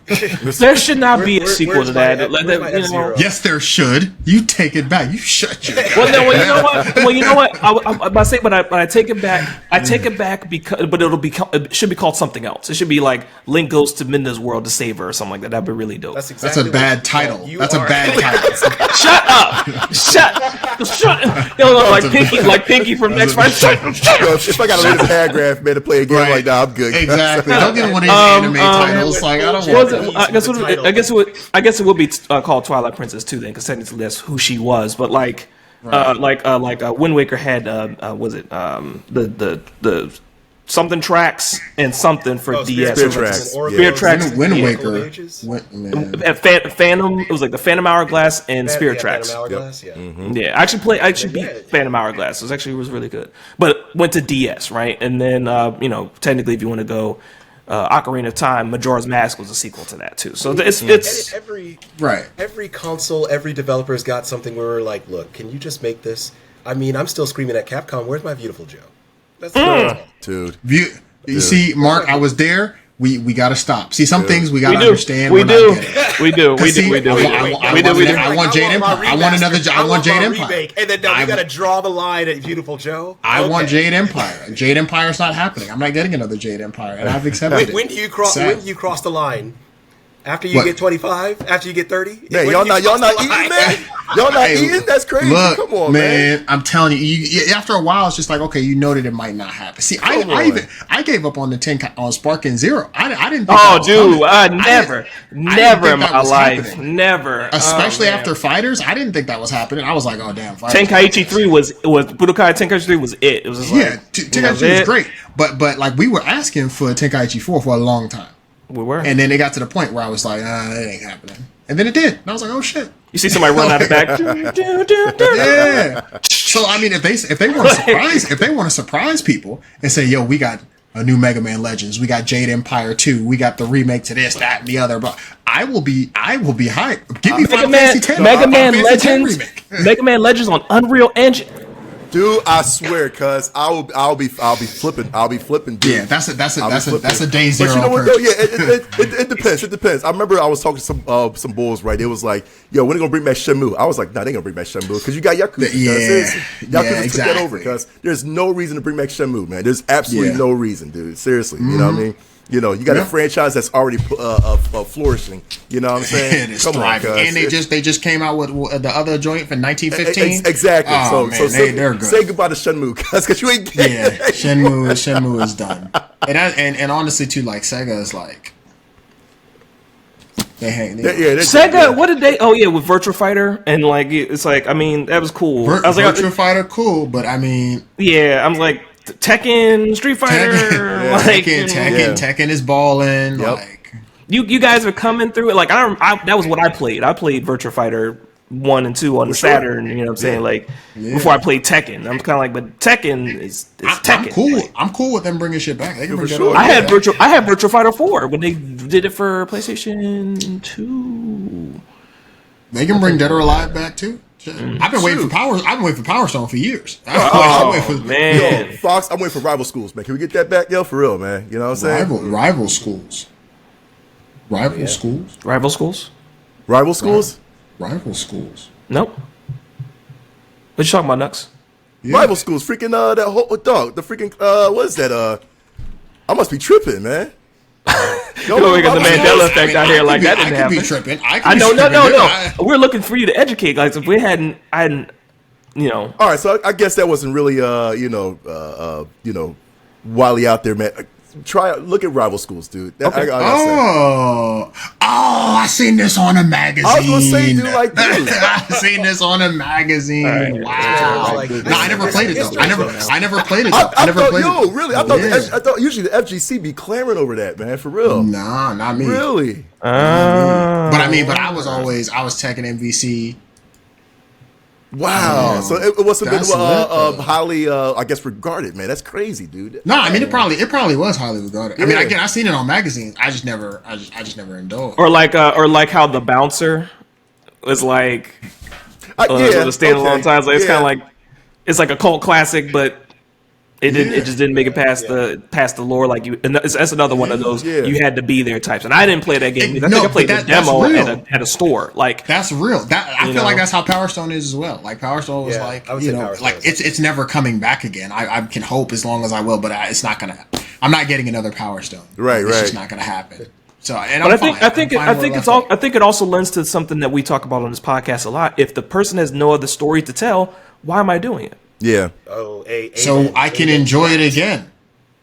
If I no, like no, I want to enjoy it again. You can enjoy the old game again as you go back and you play it. Excuse me, Final Fantasy VII Remake. I'm enjoying all the way over again. But they're telling it differently. Yeah, it's not the I same, know. That's why I said they could do the same with Legends, and they can tell it different, and they can give them more. I'm just saying. No, man, because I feel like it's a broken piece. I feel like it's an unfinished puzzle, dude. Like, that's right. That's like, 7 was a complete product, right? Don't do that. I mean, all right, okay, you're right. I'm just saying. And then they're gonna make Mega Man Legends 1, 2, and then Tron Bond game. Like, that's like Sony Pictures trying to do Marvel movies. So you can't, man. Just give it to the right owner. You know what I'm saying, and let them do it their own, the right way, guys. You know shout out to Craven. I hope you see better success than people are predicting. I liked it. I ain't gonna lie. I saw you. I liked it. You did? Listen, but I know everybody else hated it. Everybody else hated it. I know. I'm like the what were the expectations? Is all I question. Yeah. Were they high or were they in the middle? It was. Well, I went in with low expectations, man. You know what I'm saying? There we go. That's all I care. I'm like, what did you go into it with? Because you see, normally when people go into Morbius, go into Craven with some high expectations, then it's like, damn. When you going with low expectations. Okay, you're not gonna get disappointed. Right. That's all I want to know. Oh, you went a low expectation. It was all right. Okay, I respect. Like, if somebody went in with high expectation, was like, "Yo, it was fire," I'd be like, "Yeah." Okay. I think we both looked up. I was like this. Yo, give me the action. That's all. The action is your base right there, cuz you know what I mean. That's all. Was there like Spider-Man teasers in there or something? No. Oh, not really. Oh, okay. That's all I was curious. I'll ask you this question: if there was no Spider-Man, If there was no Rogues Gallery universe and Craven was a brand new character, come on now, never heard from. What would be the no. perspective of the movie then? Why you be asking these I questions? know. Why you be asking these questions? I know you trying to be a good host and shit. That's a no, okay? Because Craven don't exist. Craven don't exist. Clearly he does. In mainstream. Clearly he does. Absent Clearly of Morbius does too. Yeah. Clearly Venom does too. Yeah. You got to Yeah, stop. and listen, I'm gonna tell your viewers right now, if y'all do see Craven, there's no end credit scene. That's what I'm gonna say, dude. No. Oh, it's no end credit scene? No end credit scene. Oh, okay. I appreciate that because I be waiting and I be disappointed so when don't it wait, ain't don't one. wait. Don't wait. Yeah, don't wait. Just get out Sit the through theater. all man. that shit. That's Right. okay. There is an end credit scene because they said there was. So there you go.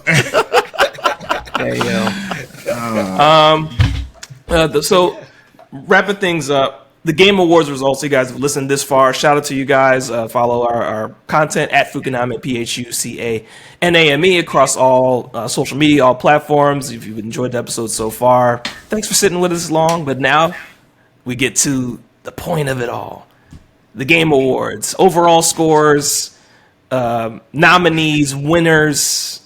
You know, was it what you expected, and was it up to your expectations or not? Who wants to go first on the grade of the whole presentation and your expectations Of the whole presentation, like of the Game Awards in general? the whole broadcast, The whole show. the whole show? I'll go first. I will give it an A-. I'll give it an A-. And I'll tell you what, I thought that this was a really well done show. I thought they fixed a lot of issues from last time where they had all those ads and they were just throwing down our throat sponsors and celebrities and all this. Yeah. I was just like, yo, like what are we, right? They fixed that. Also, this had a very different tone. This tone was all about like celebration. 10th anniversary, PlayStation 30th anniversary. Like it was all about celebrating stuff. And then hitting nostalgia hard with Okami and Onimusha, Witcher, right? Heat, right? I give it a -. See, if this was a test, I give it like a, what's an A? Like a 95? 95? That's like an A? 95, 96? Right? Something like that? In some places, yeah. I get it right. All right. In some places. Right. This joint, I give it like a 90, 93, A-. And the reason why is because Hideo Kojima didn't show some new shit. That's the weirdest thing, cuz. That's the weirdest thing, yo. That was No, Fox, that is, when he came out, he gave like philosophies and stuff like that. I was like, oh Bro, man, that was philosophies, cuz, yeah. Like, he came out and killed that whatever the award that he presented. He came out and gave this Was it game speech. direction? Were they on game direction? I think it was game direction. Yeah, it was game direction. He gave his speech about like this nature of game direction and all and his dreams and all this stuff. And I'm just like, fuck, he was like, man. he was like, yeah, here's a nominee. So I was like, oh, you mofo dog. Yeah, he just gonna come just with the nominees. I'm like, you gonna look all there all fresh with your brooch. Dangling. And I thought he was gonna come back. Huh? What'd you say?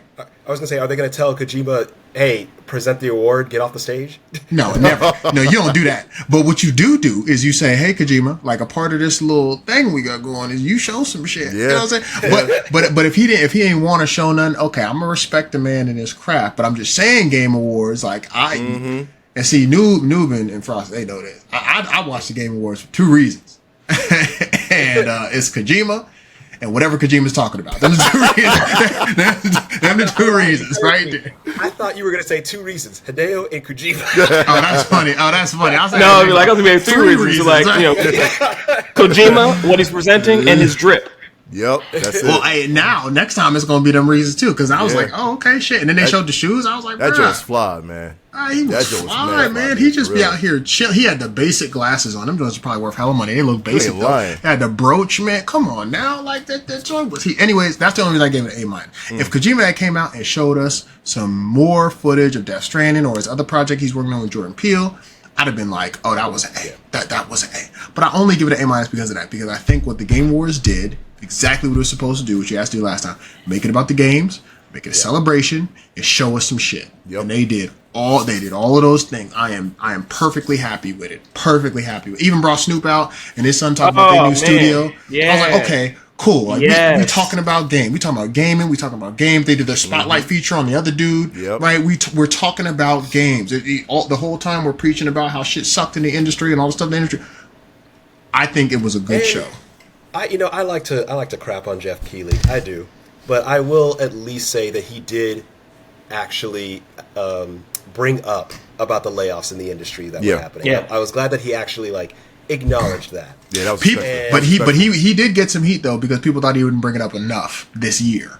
So I believe the reason he did it this year is because he didn't bring it up last year. Right. Well, exactly. That's what I'm saying. So I'm thinking he was all right, I'm going to make it a focal point of it. Yeah. So I'm going to piggyback on that, Cornered. I agree. I would pretty much give it an A, just like a solid A. I would say the only minus on my side, not enough to give it an A minus, but the only minus on my side is, and I know it's an award show, guys, but it's not the Oscars. I don't know if it needs to be 4 hours long. I don't know if it needs to be so long. Okay. I don't know. Okay. Will can you fix that? Probably not. Yes, we can. No, I'm just like. Can we actually fix that? Probably not. But that's my whole thing because I'm very much like I have a low tolerance for award shows anyway, and the Game Awards is probably the one that I actually would watch. But I'd say that's the only thing. I really liked actually the slate of games, minus some of the DLCs, and we'll get to that later. But I liked the slate of games that they were showing. And I gotta say, shout out to Belatro for, just sweeping the indie thing. Yep. I mean, this is a guy who literally made the game on a break. Yep. And look how far that just catapulted. Respect. That's a rags to riches story. You gotta love it. That's a respect. Even if you don't play the game, it's just fun to see that. Yes, it is. And then also, for all the other, it felt like a developers show. Like developers actually congratulating other developers and not another excuse to be an Emmy, Oscar, exactly show. Mm-hmm. Even the orchestra that came out, and I gotta say, this is coming from somebody who loved the old gods of Asgard's Heralds of Darkness performance for Alan Wake 2 last year. I loved that. Yeah, that shit was heat. But just the medley of all the nominees for Game of the Year, that was that was beautiful. Well done, well orchestrated.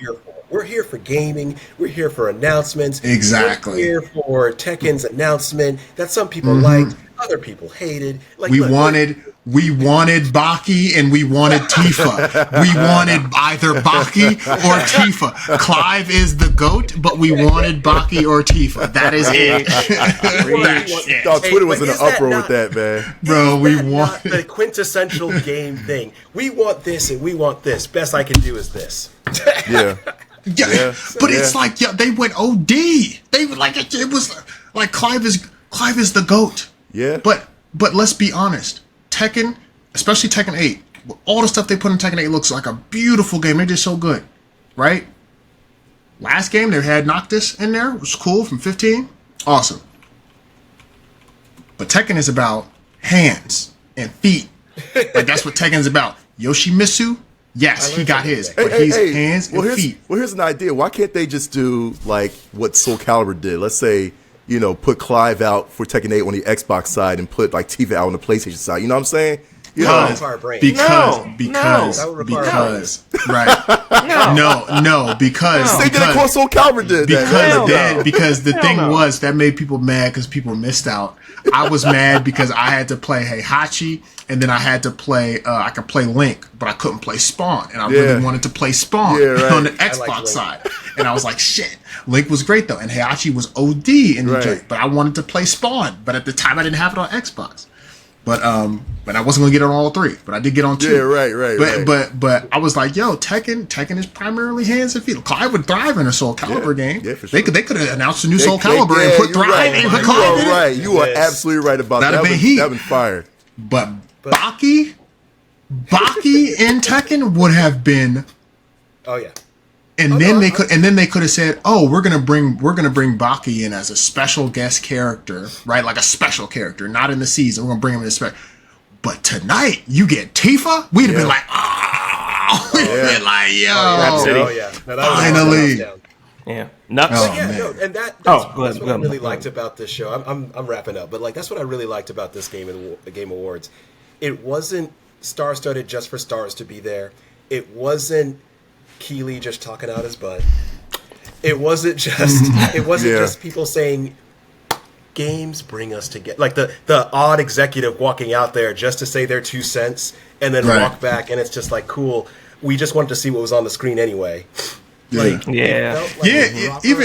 Even when I was just saying, even when Wukong had won their one what was it, action game? Best action game, and they came up, it was hype because it was like, yo, like a big Chinese studio like ain't made like ain't been no big Chinese game that's been on that stage in terms of nominee and winning some shit like that. That was big time. But you know what though? I'll tell you this because I actually looked at so I follow another media figure, Lana Pierce, right? Mm-hmm. And big fans we are. So she was sitting in front of the team of Wukong, right? Now she put this video out there on Instagram. You gotta check it out. She said that when they announced Astro Bot as Game of the Year, they say one of the guys from the Wukong team started crying, man, like he was disappointed. I was like, really?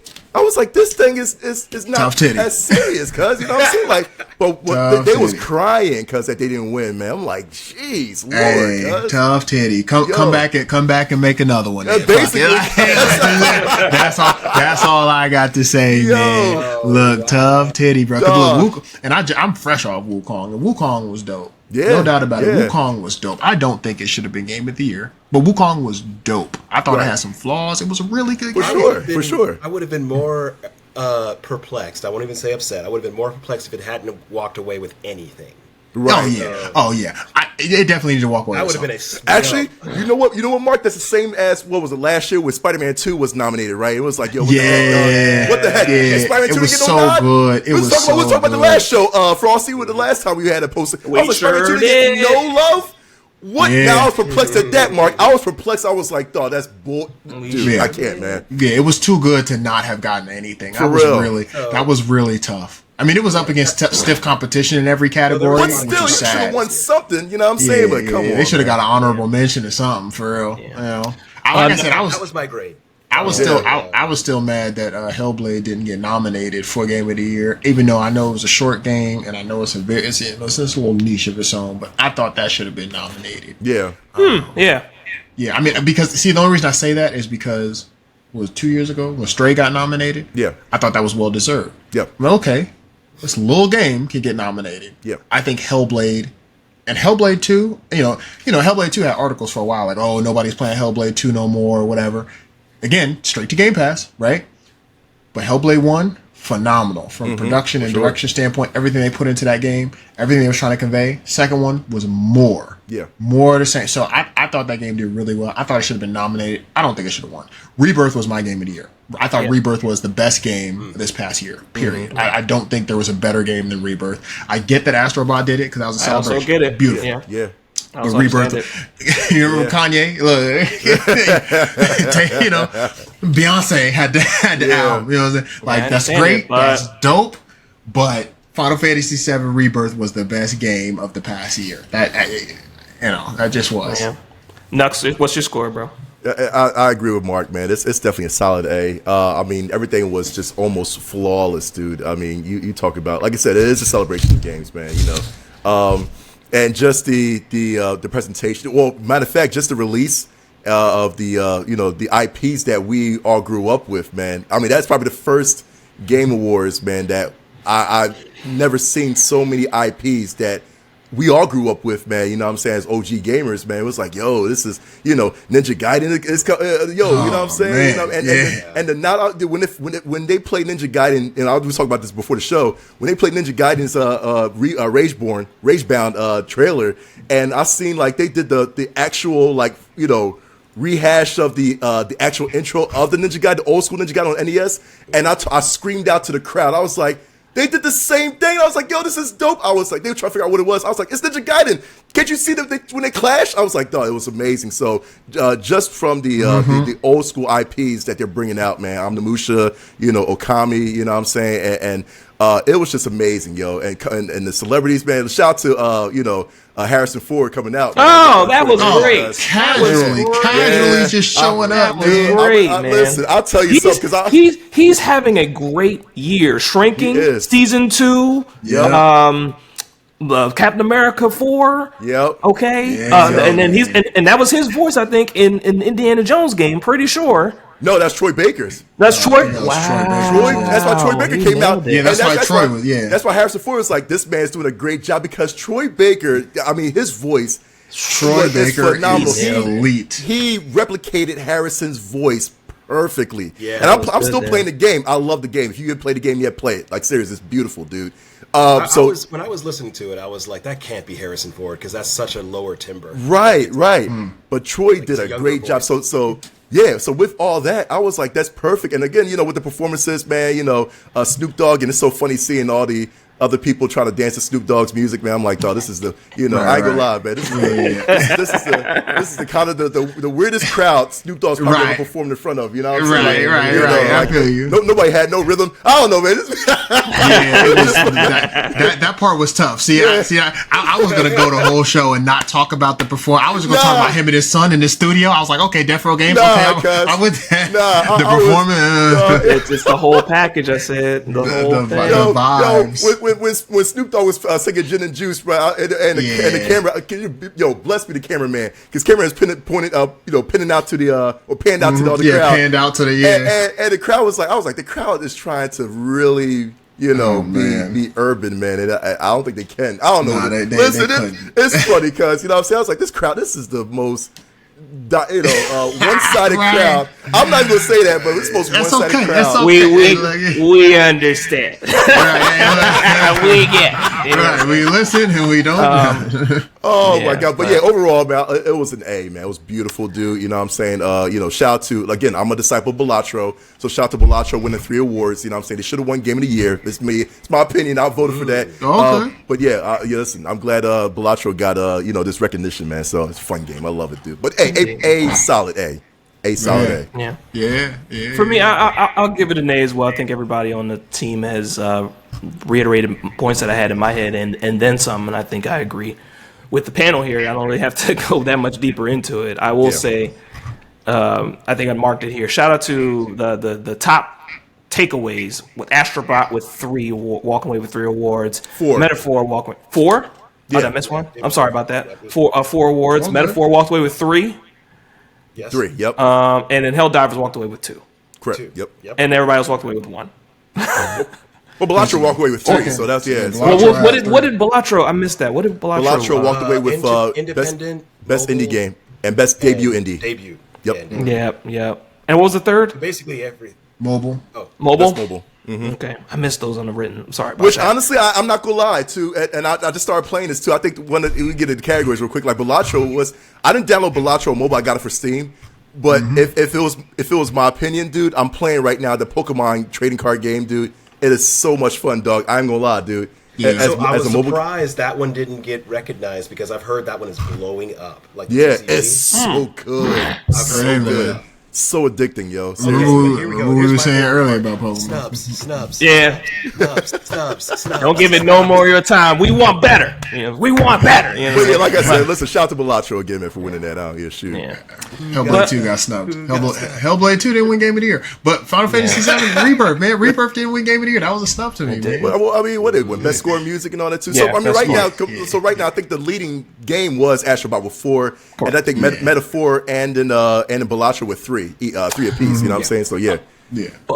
Black Myth won Game of the Year for the Golden Joystick, which is the week good. prior. Yeah. So it did walk away with something. It did. Like and the Golden Joystick tried to be the indicator, but it seemed they wavered a bit. They waver. Yeah, it's like there was a different list of winners for the joystick. If you want to hear those, we talked about that on the last episode of the podcast before this one. Give it a listen or Google it. And then if you want to see the other nominees and other categories, feel free to look it up. Plenty of places online, especially on WindowsCentral.com. Any other thoughts about the Game Awards before we wrap up the pod? More Kojima always means better. That's it. More Hideo Kojima. All right, look, The Witcher 4. I don't think we talked about The Witcher 4 enough, and that's okay. That's okay. We don't know. Well, we know. And I think between that and Intergalactic, I think is definitely not to mention it in a way and to trigger anyone, but Star Wars Outlaws, we're moving towards that more leading female protagonist type energy. Not that it's been any imbalance of it, but just like Witcher 4, leading female protagonist. Intergalactic, leading non-binary protagonist. You know, it's like expecting different things out of the games that are coming, as opposed to the stereotypical man. You know, it's different. Why is that your depiction of a man? Why is that other people's depiction of a man? No, I'm just playing. I'm just fucking with you.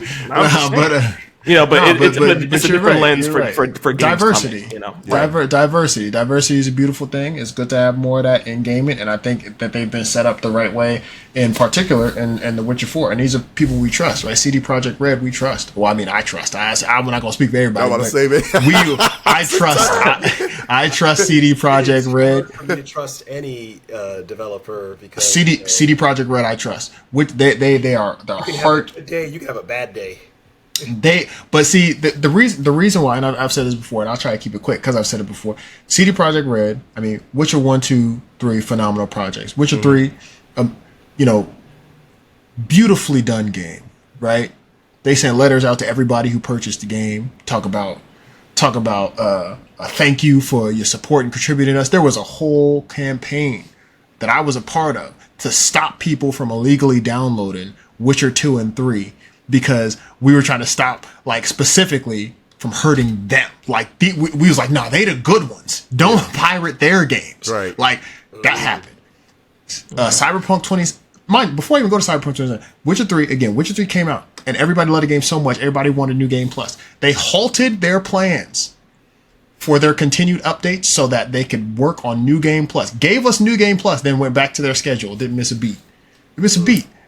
All because that's what the people wanted. They came out with Cyberpunk 2077. Cyberpunk 2077. There's a whole lot of shit they had to deal with that, right? Mm-hmm. They doubled down and made that shit fire. They doubled down. You know how hard it is to make a game that was so poorly received? They had to take it down. Yeah. And then they brought that joint back. And that joint was hot.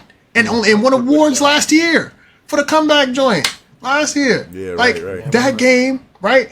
That's the CD Projekt Red we're talking about. And again, Witcher 4, they set this up beautifully. In Witcher 3, they set it up beautifully. So I already know this is going to be hot.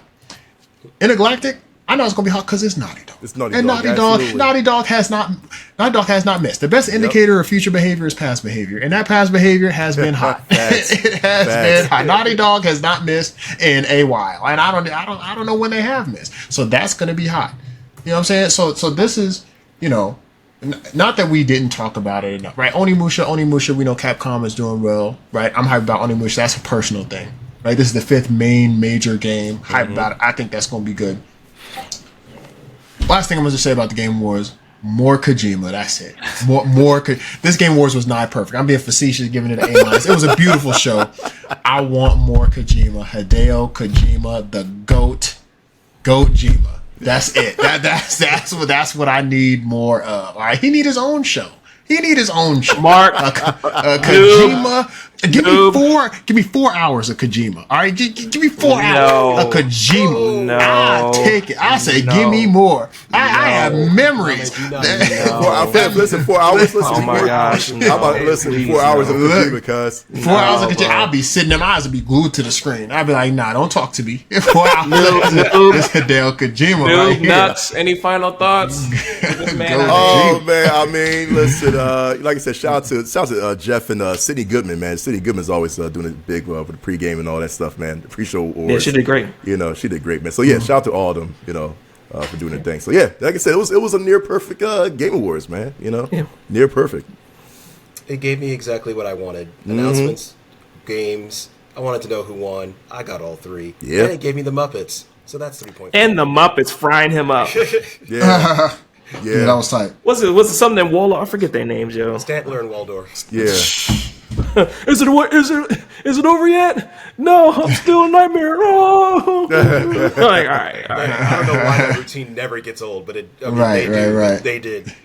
I mean, towards the end, it kind of drug, but I was like, I get it. He's kind of being the butt of his own joke by having him there. I get it, kind of like poking fun at himself, but we should try and make this joint a movement next year to get more people to go, like more, like people to go.